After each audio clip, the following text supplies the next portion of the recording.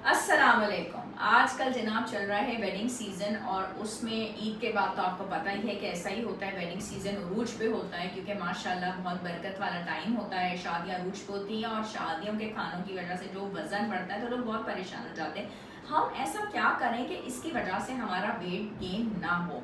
इसका जो बेहतरीन तरीका ये होता है वो ये होता है कि आप एक तो पहले अपना पूरा कैलेंडर के ऊपर मार्क कर लीजिए कि किन किन दिनों में आपको शादियों पे, मेहंदी पे, किन दिनों में किस जगह पे जाना है। और ख़ास वो जो डेट्स होंगी उससे पहले आप जो एक्सरसाइज और वर्कआउट का जो अपना टाइम है वो प्लान कर लें, वॉक अपनी बिल्कुल स्टार्ट कर दें।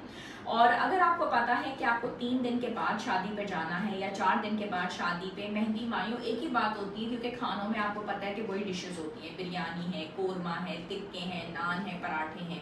अच्छा, जिन लोगों ने ये सोचा कि डॉक्टर आयशा हम पहले से घर से खाना खा के चले जाएंगे और वहाँ पे हम नहीं खाएंगे, तो आप बिल्कुल बेफिक्र रहिए।